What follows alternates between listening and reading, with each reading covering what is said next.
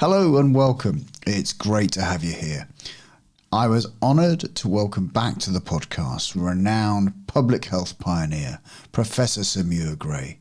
Our first conversation was released as an episode 51 back in 2019 when we discussed Sir Muir's series of books, including Sod 70 and Sod Sitting, and his trailblazing work on the Optimal Aging Programme.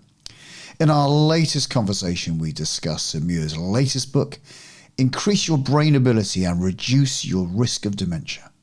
The evidence is mounting and momentum is building behind the idea that we have a significant amount of control over our risk factors for developing dementia. From protecting our brain tissue to keeping the blood flowing, Sir Muir shares his latest research with me. He believes the prevention revolution is finally happening and explains how his new educational programme will be rolled out via the NHS, encouraging people to ask for new trainers instead of chocolates on those milestone 60th, 70th and 80th birthdays. There are a host more golden nuggets about optimal aging contained in this episode. So without further ado, I hope you feel inspired and enjoy my conversation with Professor Sir Muir Gray. Welcome back to the Retirement Cafe podcast, Sir Muir Gray. Thank you very much. Yeah, really looking forward to talking with you again, Sir Muir. Now, you know, you talked about last time we chatted about that retirement word that you kind of hate so much, and you obviously are being Mr. Anti-retirement. You've definitely not put your feet up yet, have you? No, I think what's happening, and we can see this, is that a number of people are changing their lifestyle. You see, the expectation of life at 60 for people who are in a job and people with a pension is 30 years. And that's a hell of a long time. And people have no mental model in their mind what's happening to them. The old model of childhood work and retirement has gone. And a very good book called The 100-Year Life. I don't know if you've interviewed the 100-Year Life people. Yep. Seeing multiple phases. So I am seeing more people changing in their 50s. And I think there's been a big move during COVID for people to chuck it in their 50s and do something new. And that's why I prefer the word renaissance to retirement. Because that's what's actually happening. And even people who retire at 65, they've got 25 years to go. And the evidence that by doing something challenging, you can live better longer is getting stronger and stronger, and including preventing and delaying the disease we fear most, namely dementia. Of course. So a lot's happened in the research in the last couple of years. So, you know, your statement there, of course, is this exit from the workforce, which we're all hearing about, and people just going, right, I've had enough. I'm gonna retire. But of course, retire or renaissance, you know, retire or change what to? Because of course that might not be immediately obvious to people. They might just be going, do you know what? I've had it, you know, come back to one of your books, sod it. You know, actually I'm going to say sod it to the work that I was doing. But, yeah, sure. But then they're kind of like, okay, this long holiday extends out in front of them. And initially, of course, I would have thought that, you know, I talk to a lot of retired people or people who've left work, and they've said, you know, their to-do list is longer than it ever seemed to be than when they were working. But of course, you know, it can be much more than that, can't it? Well, I think the evidence that's emerging is firstly that not being aware of what is happening, namely that what is happening to us from about 20 on, but really from 60 on, the aging process isn't very important. I don't think the aging process changes our brain at all, with the exception of minor memory slips, which are not a sign of dementia, and the exception of quick decision making in pub games or computer games. But the brain seems to be remarkably protected from aging. And the body, you know, I see Her Majesty's backing her horse. It's absolutely wonderful. But there are three other processes taking place: loss of fitness, disease complicated by accelerated loss of fitness, and the third process is ageism, negative thinking. and well-intentioned but wrong reduction of challenge. Oh, mum, I don't like to see my mum struggling to shop, so I'll get the groceries delivered to her. So I think what we understand now more clearly is that simply to sit back, people say to me, oh, if I sit back, I'll have a nice little heart attack and pop off. To which the answer is, as we say in Glasgow, listen, sunshine, that's not the way things happen. You'll probably finish up in a chair, unable to get to the toilet in time, and a bloody nuisance to your nearest and dearest. So people need to recognize what's going on. And we have an educational program which we're planning to deliver through GP information systems for people when on their birthday. The Big Bang birthday is 60, 70, 80, with reminders once a year. It's time to ask for a new pair of trainers as opposed to another box of chocolates. Absolutely. So start to think of birthdays as key for motivating and informing people. Yeah. So that's what's emerging now, is they need to tell people the facts of life, not the birds and the bees, or the birds and bees 2.0. That's what we're doing now. And so, how does it actually work with alongside with the NHS then? How does that program? What are you seeing there? Well, the NHS is a very important service for diagnosing and treating disease, but it doesn't have a lot of spare capacity, as you can see. And what we're doing is working with the physical activity professionals and exercise physiologists. And there's about 45,000 of them, but they're all at the moment focused on young people with leotards and singlets. And that's very important for prevention, but they're actually very well educated to help people with long-term health problems. And what we're introducing is a national activity therapy service. So when you get a drug prescription, you'd also get an activity prescription. Brilliant. And these people become supportive of healthcare. Florence Nightingale developed physical training instructors in 1860 because she was so horrified with the health status of the soldiers in Crimea. We've just let them drift into the fitness industry, which is not the case in Germany and Norway, for example. So bringing together the physical activity professionals and healthcare professionals, bring them back together again. Wow. I mean, that sounds absolutely, a marvelous thing. And I've interviewed quite a few people recently for the podcast talking about maintaining strength as you get older. So, just making sure that actually that maybe the trips and falls are not such comprehensive, issues. Yep. Really. And really, whereas someone has a trip or a fall and then ends up in a hospital bed for 3 weeks and they lose all the strength that they had in the first place, and then one problem compounds upon another. Yeah, we call it the 5S program, the physical program: strength, stamina, suppleness, and skill. And the fifth S is, what's the fifth S? Psychological. Maybe sex. Psychological. Groans in the hall. So all of those can be improved at any age. But of course, now we're also looking much more at the brain and the loss of fitness on brain and mind, and how that can be prevented and then regained. And as you know, I've just published a book called Increase Your Brainability and Reduce Your Risk of Dementia.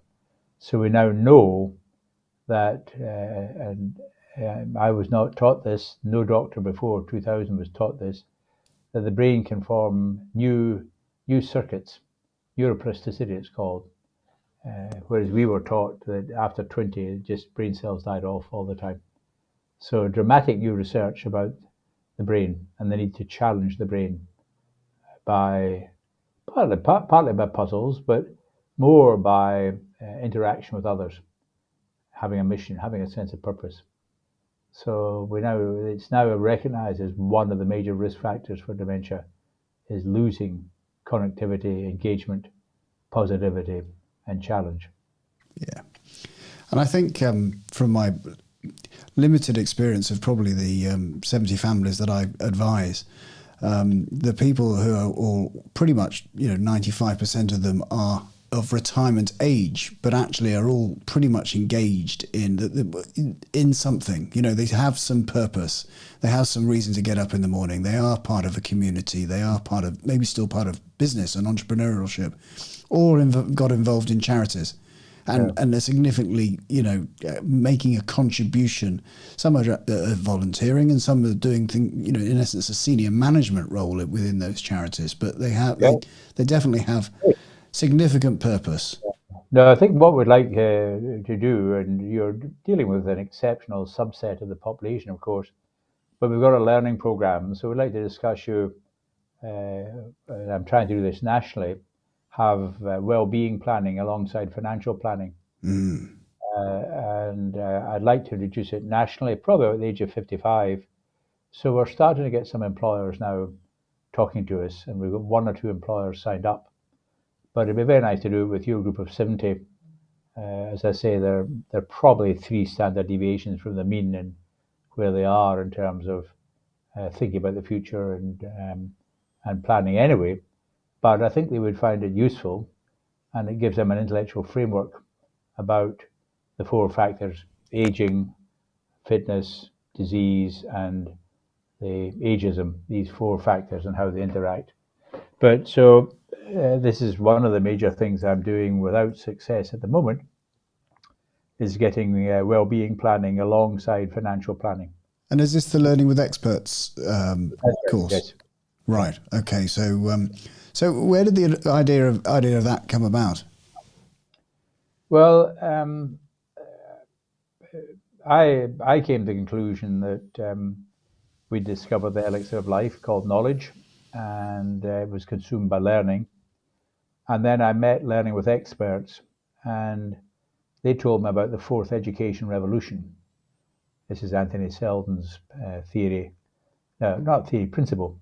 That the 3rd education revolution was the internet, but the 4th education revolution is people learn more from other people than they do from the expert. So if we took your 70 people, supposing you were an employer, but we could do it with 7,000 or 7 million, we'd probably group them into groups of 20. And people like meeting other people, and they're very open with other people who they're not going to meet face to face. If you got a group together all in the same village, you're a bit cautious speaking about problems because you might meet them in the co-op the next day. But I think your people would really enjoy meeting others and talking about the workshops and say, well, this is what I found, and why don't you do that, and why don't you try that? So that's the 4th education revolution. Brilliant. It's the group. Or we think about 15 to 20 is the right size for a group. And what would be the real outcome of the course? But understanding that aging by itself is not a cause of major problems, right? And that there's a lot you can do to prevent and delay the problems we fear most, namely dementia, frailty, inability to get to the toilet in time, and social care, and the need for social care. That's what people don't fear cancer in the same way now. No. Treatment's much more effective and much less. The side effects are much less. So it's dementia, frailty, and social care. That's what people want to avoid, isn't it? Yeah, absolutely. And of course, you're absolutely right. You touched on, but the number one unspoken, and even when we do chat about it, actually, the fear of dementia. A lot of the people, like the clients I talk to, they've had a relative who may have suffered at some point in time. Yeah. And they are, without a doubt, it's, there's glib comments about it, gosh, if that happens to me, do X, Y, and Z. But of course, it is absolutely right that it's probably the number one concern that they're terrified about. So your new book, Increase Your Brainability and Reduce Your Risk of Dementia. 3 authors, And obviously, you're trying to tackle this fear. So what does the how does the book answer this big worry? Well, firstly, we wanted to be positive. Uh, so increase your brainability is one one way of reducing your risk of dementia. Secondly, we know that uh, I saw there were two sort of empires. One was a dementia empire, and the other was a frailty empire run by geriatricians. So the risk factors are almost the same. So physical and mental come together. And it's very clear now there are three strategies. Firstly, protect your brain tissue, sleep well, control stress, don't take too many drugs, including those prescribed by the medical profession. Secondly, keep your blood flowing because the second most common cause of dementia after Alzheimer's is what we call vascular dementia. And thirdly, positive engagement. And here there are some people, of course, who are isolated. Hearing problems are very badly dealt with by the health service. So those are the three types of factors. Protect the brain tissue, keep the blood flowing, and increase your engagement and challenge. But then there are practical problems like isolation, deprivation, and hearing problems that block that. Yeah, yeah, Very, absolutely. very quite simple, but the evidence is very strong. And so this new research, just touching on something you mentioned before about the neuroplasticity and our brain's ability to make new connections. It is often said, people may say, I've heard saying, I'm too old to learn a new language, I'm too old to learn the piano, etc. So you now have some evidence to suggest that this is, just not true. It's a myth. Yes, correct. And There are and problems. There are problems in motor. Learning the piano or the violin is quite a challenge. But the really important things in life, engaging with other people, we get better at making complex decisions the longer we live. Oscar Wilde said, "Experience is the name we give to our mistakes." So I always say I'm a very experienced public health doctor. Uh, I've learned a lot about complex decisions. yeah, So older people make better complex decisions because of the fact they've been making these decisions for many years and made mistakes and learned from them. yeah, yeah, yeah. And so,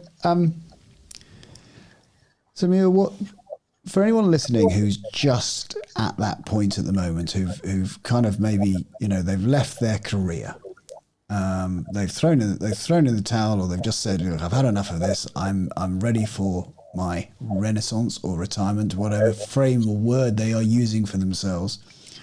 What are the what kind of key words, if you could whisper in their ear and say, if you had a couple of sentences to advise somebody, what words would you use to them?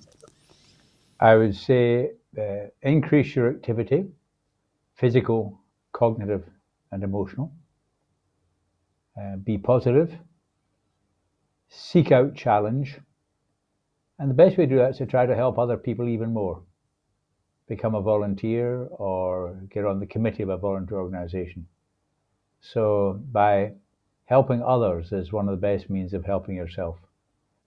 So those are the simple evidence-based guidelines for how you reduce your risk of needing social care or developing dementia and frailty. Absolutely. Absolutely. And just from the experiences that I've, heard from people I talk to, the people who have set out to go and do something for somebody else, not only sometimes there's been a hurdle of, well, I haven't got skills to offer someone else. Though, of course, I think what listening to yourself, what you're saying is actually even if your skills may not be actually straightforwardly obvious to you, even by learning new skills to help other people will be of a significant benefit to yourself as well as them. Yeah, sure. Yeah, and um, other people may just need more contact, more stimulation, more engagement. So there's much we can do just by engaging others. So, for example, getting all the people you know to raise money for the local wildlife trust, which employs young people. That's the sort of thing is very good for brain and mind, as well as body, if you go and work in the Wildlife Trust. Brilliant. Brilliant. So, I'm not sure I can even say this, what's next for Sir Muir Gray, but I think I think with all honesty, you've probably got enough on your plate just delivering all these, this program, obviously, with Learning with the Experts. Obviously, the new book out. I'm sure you'll get a lot of inquiries around that. But, are there new projects that you're working on? Well, it's more than, it's taken me 30 years to get to this place. I think things are changing, partly as a result of COVID. So I think we will see, firstly, a cultural shift, recognizing that activity, physical, cognitive, and emotional, is more important than rest, and that people needed to be informed and enabled. And the health service will work with other services like the fitness industry to bring about this change. So that's the mission that we're working on at the moment. But I am seeing rapid change taking place now. And the Department of Health will be launching a major dementia strategy in a month or two. And prevention will be part of that for the first time. Brilliant. So the revolution is happening. Fantastic. Fantastic. So where can people find out all about this great work that you do at the moment? Two websites. One is called livelongerbetter.uk, and the other is called reduceyourriskofdementia.net.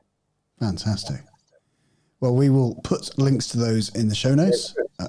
I really appreciate talking to you once again, and nice to see you. Absolutely commend all this wonderful work. All this stuff is so important, and this renaissance, which I love the way you talk about, this is just a most wonderful opportunity for people to get involved and have a fantastic third stage of their life. So thank you so much for talking to me, Sir Muir Gray. Thank you very much. Thank you. Bye-bye. Bye-bye. A massive thank you once again to Professor Sir Muir Gray for taking time out from his immensely busy schedule to join me and spread the message of optimal aging. As always, head to the show notes on your preferred podcast player or on our website at theretirementcafe.co.uk for links to Sir Muir Gray's various websites and his books. As ever, if you've enjoyed this episode, please do leave us a review on Apple Podcasts, as it really helps more people like you find us. And for more interviews and retirement planning videos, you might want to check out my YouTube channel. Just search for Justin King MFP, or you could click the link in the show notes and you'll take you straight there. Until next time, I'm Justin King, helping you feel more informed in your retirement.